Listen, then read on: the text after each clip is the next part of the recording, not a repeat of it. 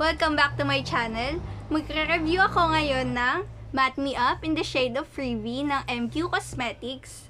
And umorder kami ulit kay Ate Christine De La Rosa. Ilalagay ko ulit ang kanyang Shopee link in the description box. And balita ko kasi long lasting siya and nag-stay siya sa lips.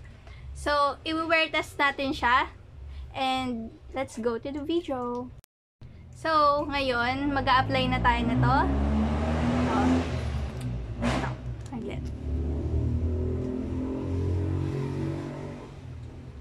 May bubblegum siya and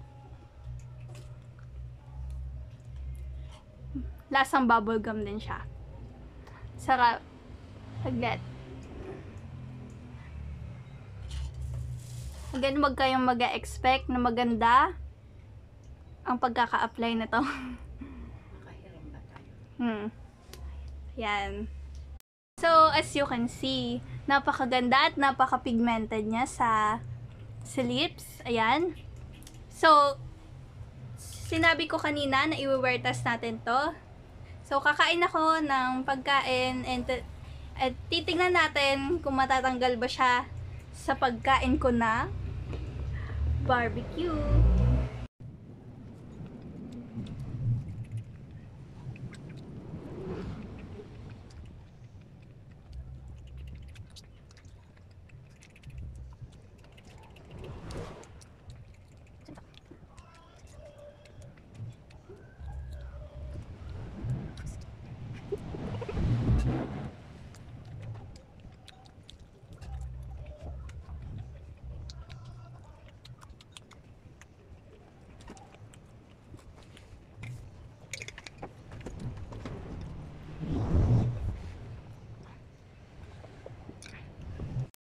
So, nakita niyo yung video ko na kumakain. Pero, nandito pa rin siya, oh. Lalapit ko. So, dun sa pagkain kong yon, onting oras lang yon, pero hindi siya natanggal. Ang ganda. Hindi siya nahuhulas, hindi siya nawawala kapag uminom ng tubig or kumain kayo. So, kung gusto nyo ng long-lasting and pigmented pa rin kahit kumain kayo and kung anong ginawa nyo, ay i-recommend ko ang Matte Me Up ng MQ Cosmetics. Kasi totoo nga yung sinasabi sa TikTok na long-lasting. And gustong-gusto ko yung shade. I-swatch pa natin Ito, tingnan nyo. Ganda. Ganda talaga, oh. Tapos, ang bango. Amoy bubblegum talaga.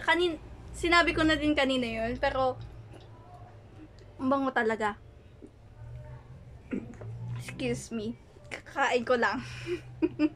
So, in conclusion, ay napakaganda at i-recommend ko ang product na to sa inyo. Napakaganda at napakaganda ng formulation niya na bagay sa atin. So, that's it. And dun muna tayo sa ating shoutout. So, ito na yung shoutout natin na ipinangako ko sa inyo sa aking page.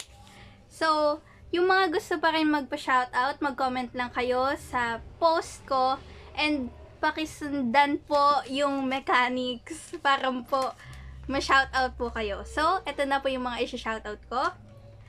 Una po, si Ralph Palacio, John Michael Forte, Novi Andam Nemil, Glenn Charles Cruz Suarez, Jonathan Marga, Miguel Lanton Parada. So, thank you po sa mga loyal subscribers ko po dyan. At thank you po for supporting me.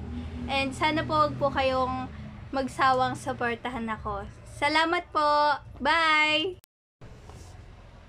Hello! Review nga po pala doon sa Advanced Rejuvenating Set ng Lux Queen. So, ang update po na masasabi ko ay natuyo na ang aking mga tigyawat at nawala na din po ang pamamalat ng aking muka.